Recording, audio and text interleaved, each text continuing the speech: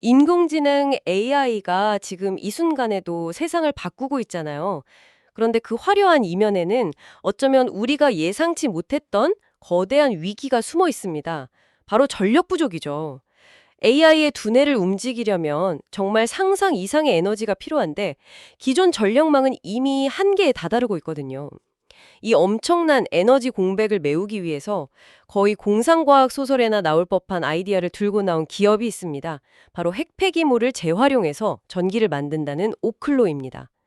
오늘은 이 오클로가 수십 년간 이어진 대중의 공포와 또 까다로운 규제의 미로를 뚫고 과연 AI 시대의 구원자가 될 수 있을지, 아니면 그저 너무 이상적인 꿈에 그치고 말 것인지, 그 모든 것을 한번 깊이 파헤쳐 보겠습니다. 투자 판단의 최종 책임은 투자자 본인에게 있다는 점을 명확히 말씀드립니다. 저희는 단순 참고용 정보나 분석을 제공할 뿐 특정 종목이나 섹터에 대해 매수나 매도를 절대 추천하는 것이 아닙니다. 자, 그럼 시장의 반응부터 바로 시작해보죠. 최근에 오클로 주가가 하루 만에 7% 넘게 급등해서 83달러를 돌파했어요. 이걸 두고 시장이 드디어 오클로의 가치를 알아보기 시작했다, 뭐 이런 해석이 나오던데 어떻게 보세요? 사실 그냥 요즘 뜨거운 AI 테마에 편승한 단기 급등일 수도 있는 거잖아요. 네, 충분히 그렇게 생각할 수 있는 지점입니다.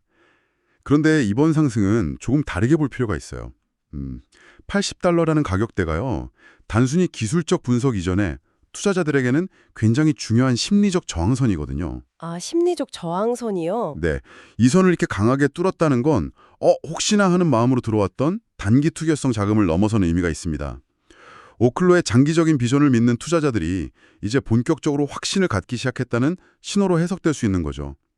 흔히들 확신 구간에 진입했다 이렇게 표현하기도 합니다. 아, 확신 구간이요? 심리적 저항선을 넘었다는 건 알겠는데 그래도 좀 이상하긴 해요.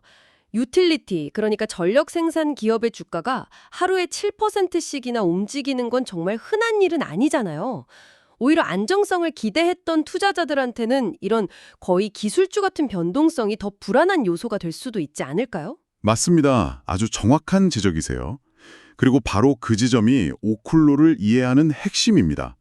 오클로는 분명 서류상으로는 독립전력 생산자, 그러니까 IPP로 분류가 되거든요. 네. 하지만 시장은 이 회사를 더 이상 전통적인 유틸리티 기업으로 보고 있지 않다는 겁니다. 이런 폭발적인 주가 움직임은 시장의 오클로에 뭔가 거대한 사건을 기대하고 있다는 뜻이죠. 거대한 사건이라면 예를 들면 어떤 걸까요? 예를 들면 아마존이나 구글 같은 빅테크 기업과의 대규모 장기 전력 구매 계약, PPA라고 하죠. 아, PPA. 네, 그런 계약 체결 소식이 임박했다는 소문 같은 것들이요. 물론 아직 공식 발표는 없지만 그 기대감이 이미 가격에 녹아들기 시작한 겁니다. 그러니까 시장은 안정성보다는 미래의 그 폭발적인 성장 가능성에 베팅하고 있는 거죠. 그렇군요. 결국 시장은 오클로를 단순한 에너지 회사가 아니라 미래 기술 회사로 보고 있다는 말씀이시네요. 바로 그겁니다. 그 기대감의 근원이 바로 오클로가 내세우는 서비스로서의 에너지 모델일 텐데 이게 기존의 원자력 발전소 사업하고는 정확히 어떻게 다른 건가요? 핵심은 두 가지입니다. 수직적 통합, 그리고 그로 인한 완결된 생태계 제공에 있어요. 수직적 통합이요. 네, 기존 원자력 산업을 생각해보면 핵연료 공급하는 회사, 발전소 설계하는 회사, 또 건설, 운영, 폐기물 처리까지 전부 다른 회사들이 나눠서 했어요. 아주 분절적이었죠. 깊은 의미가 있어요. 애플이요? 어떤 점에서요? 애플이 단순히 전화기를 만든 게 아니라 개인용 컴퓨팅이라는 생태계 자체를 우리 주머니에 넣어준 거잖아요. 아, 네네. 그렇죠. 하드웨어와 소프트웨어를 다 잡았으니까. 맞습니다.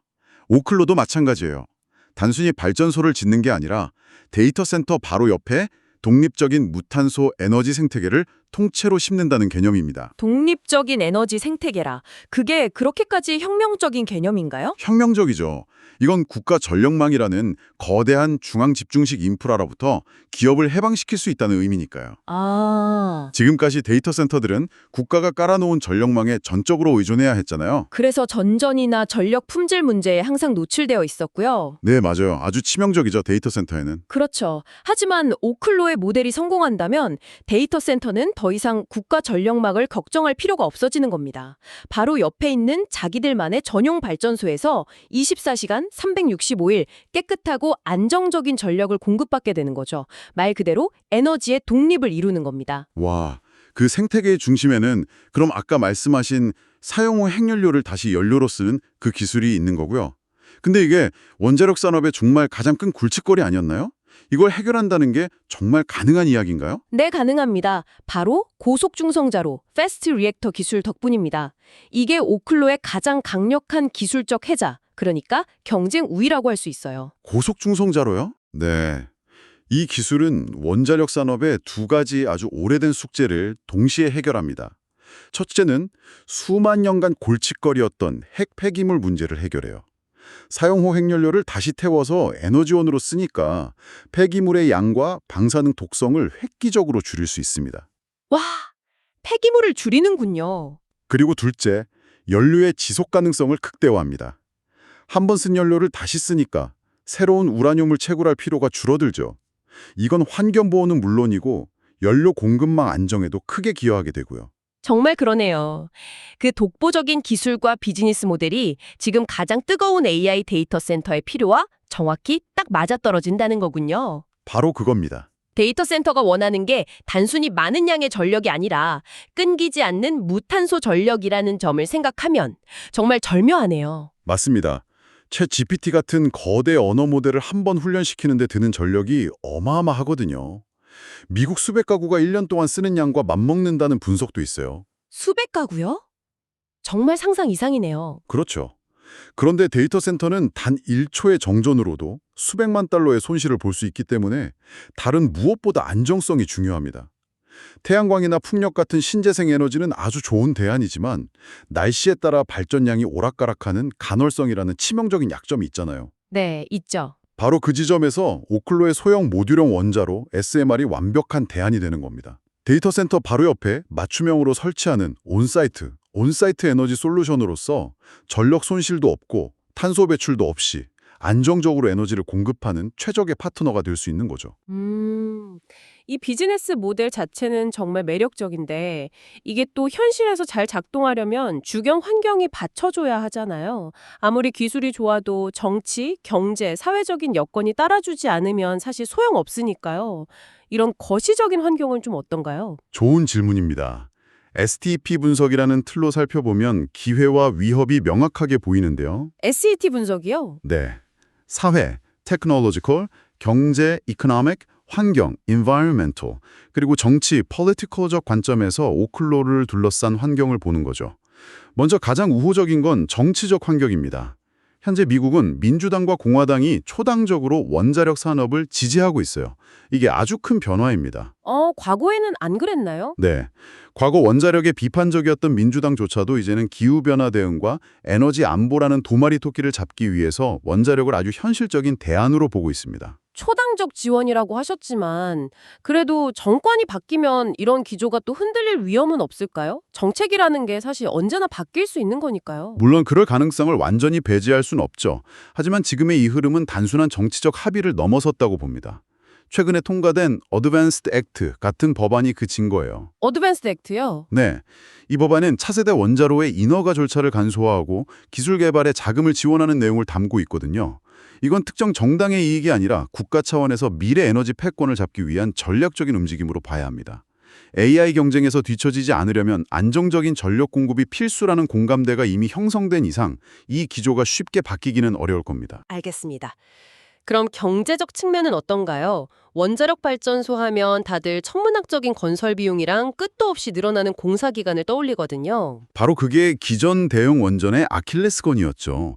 수십조 원의 초기 자본 지출, 캐펙스라고 하죠. 그리고 10년이 훌쩍 넘는 건설 기간은 재무적으로 정말 엄청난 리스크였습니다. 그렇죠. 하지만 SMR은 이 문제를 모듈화라는 방식으로 해결하려고 합니다. 공장에서 원자로의 주요 부품들을 뭐랄까 레고 블럭처럼 표준화된 모듈 형태로 대량 생산을 하는 거예요. 그리고 현장에서는 이걸 그냥 조립만 하는 거죠. 공장에서 만들어서 조립만 한다? 네. 이렇게 하면 건설 비용과 기간을 획기적으로 단축시킬 수 있고요. 결국 투자금 회수 기간, ROI를 앞당길 수 있어서 경제성을 크게 높일 수 있게 됩니다. 그리고 가장 중요한 기술적 안정성 문제도 짚고 넘어가야죠. 후쿠시마나 체르노빌의 기억 때문에 원자력의 안정성에 대한 대중의 우려는 여전히 아주 크니까요. 맞습니다. 그래서 오클루가 내세우는 개념이 바로 수동적 안전성입니다. 수동적 안정성이요. 그건 뭔가요? 능동적이 아니고. 네. 기존 원전은 사고가 나면 냉각수를 막 뿜어주는 펌프나 비상 발전기 같은 복잡한 장치들이 작동해야 했어요.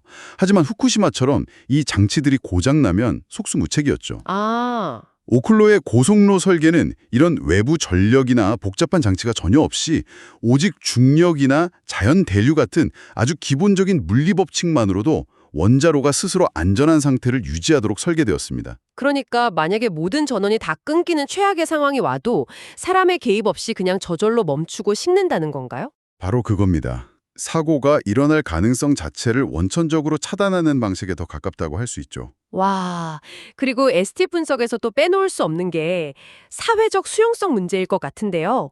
방금 말씀하신 안전성에 대한 우려도 그렇고 우리 집 뒷마장은 안 된다는 님비 현상도 극복해야 할 아주 큰 산일 것 같습니다.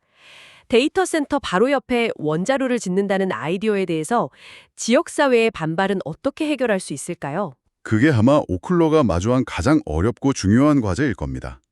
기술적인 안전성을 아무리 강조해도 수십 년간 쌓여온 대중의 막연한 불안감을 해소하는 건 전혀 다른 차원의 문제거든요. 그렇죠. 그래서 오클로는 이 문제를 두 가지 방식으로 접근하고 있습니다. 첫째는 아주 투명한 정보 공개와 소통이에요. 지역사회의 원자로의 안전 시스템과 운영 계획을 정말 상세히 설명하고 주민들의 우려를 직접 듣고 해결책을 함께 찾아가는 과정을 거치겠다는 거죠. 소통이 중요하겠네요. 그리고 둘째는 경제적 이익 공유입니다. 발전소 건설과 운영 과정에서 발생하는 일자리나 세수가 지역 경제에 직접적인 도움이 된다는 점을 적극적으로 알리는 겁니다. 하지만 이건 정말 긴 시간이 필요한 어려운 과정이고 한 번의 실수로도 신뢰가 무너질 수 있기 때문에 오클로의 미래를 좌우할 아주 중요한 변수가 될 겁니다. 네, 지금까지는 기회 요인을 많이 이야기했는데 이제 좀 불편한 질문을 드려볼게요. 이렇게 장밋빛 미래에도 불구하고 오클로가 가진 가장 큰 약점, 아킬레스건은 뭐라고 보세요? 가장 현실적인 리스크는요. 오클로가 아직 돈을 한 푼도 벌지 못하는 상용화 전 단계 프리 레베뉴 기업이라는 사실입니다. 아, 아직 매출이 없군요. 네, 현재 수십억 달러에 달하는 시가총액은 실제 실적이 아니라 정말 먼 미래에 대한 기대감만으로 만들어진 숫자예요. 미래에 벌어들일 현금 흐름을 아주 낙관적으로 예측해서 그걸 현재 가치로 굉장히 가파르게 땡겨온 결과물이죠. 만약에 그 기대가 현실이 되지 않거나 실현되는 시점이 예상보다 훨씬 늦어진다면 이 높은 주가는 순식간에 무너질 수 있습니다. 그렇겠네요. 그 상용화로 가는 가장 큰 관문이 바로 정부의 규제 승인이겠군요. 특히 미국 원자력 규제위원회 NRC의 인허가 절차가 핵심일 텐데요. 정확합니다. NRC의 인허가는 오클로의 운명을 결정지을 단 하나의 변수라고 해도 과언이 아닙니다. 그리고 여기서 더 불안한 점은 오클로가 과거에 한 번 인허가 신청이 반려된 경험이 있다는 거예요. 잠깐만요. 과거에 반려된 경험이 있다고요? 그건 처음 듣는 이야기인데 그게 정확히 어떤 이유 때문이었나요? 기술 자체에 뭐 심각한 결함이 있었던 건가요? 아니면 그냥 서류상의 문제였나요? 같은 실수를 반복하지 않을 거라고 어떻게 확신할 수 있죠? 아주 중요한 포인트입니다. 당시 반려 사유는 기술적 결함보다는 안전성 분석 모델에 대한 정보가 불충분했다는 일종의 서류 미비에 가까웠습니다. 아, 서류 미비요? 네, 그러니까 오클로가 우리 기술은 이렇게 안전합니다라고 주장했는데 NRC는 그 주장을 입증할 데이터와 분석 자료가 부족하니까 보완해서 다시 제출하세요라고 한 거죠. 오클로 측은 그 이후에 문제점들을 보완해서 다시 절차를 밟고 있다고 하지만 이 반려라는 전력 때문에 시장은 더 민감하게 반응할 수밖에 없습니다. 향후 NRC의 승인 타임라인이 조금이라도 지연된다는 소식만 들려도 주가가 크게 출렁일 수 있는 이유죠. 그렇군요. 단기간에 주가가 많이 오른 만큼 이걸 너무 비싸다고 보는 공매도 세력의 공격 대상이 될 수도 있겠네요. 네, 가능성이 매우 높습니다. 높은 기대감으로 주가가 오른 성장주는 공매도 세력에게 아주 매력적인 먹잇감이 되거든요. 오클로의 미래를 긍정적으로 보는 투자자와 아직 증명된 건 아무것도 없다고 보는 공매도 세력 간의 치열한 힘겨루기가 예상됩니다. 힘겨루기요. 네, 만약에 NRC 인허가 승인 같은 결정적인 호재가 터지면 손실을 막기 위해서 공매도 포지션을 청산하려는 매수세가 몰리면서 주가가 폭등하는 쇼스퀴즈가 나타날 수도 있어요. 하지만 반대로 인허가 지연 같은 악재가 나오면 주가 하락이 더 가팔라질 수도 있는 정말 양날의 검 인셈입니다. 자, 그럼 이 모든 내용을 한번 종합해보죠. 오클로는 대체 어떤 기업으로 정의해야 할까요? 이게 에너지 회사인가요? AI 인프라 회사인가요? 아니면 그냥 좀 위험한 꿈에 베팅하는 회사인가요? 저는 오클로를 AI 시대의 인프라 파운데이션이라고 정의하고 싶습니다. 인프라 파운데이션. 네. AI 혁명을 이끄는 두뇌가 엔비디아의 GPU라면 그 두뇌를 24시간 쉬지 않고 뛰게 만드는 강력한 심장이 바로 오클로의 SMR이 될 수 있다는 거죠. 그리고 AI 모델이 고도화될수록 더 강력하고 지치지 않는 심장이 필요해질 거고요. AI 인프라의 핵심 동력원이라는 말씀이시군요. 또 다른 관점은 없을까요? 대형 원전 산업의 고질병이었던 건설 지연과 예산 초과 리스크를 모듈화된 생산 방식으로 극복하려는 그 시도 자체에도 큰 의미를 부여해야 한다고 봅니다. 이건 단순히 원전을 작게 만드는 걸 넘어서 거대한 인프라를 구축하는 방식을 아예 공장 생산 방식으로 바꾸려는 시도거든요. 에너지 산업의 생산성을 근본적으로 바꾸는 혁신이 될 수 있습니다.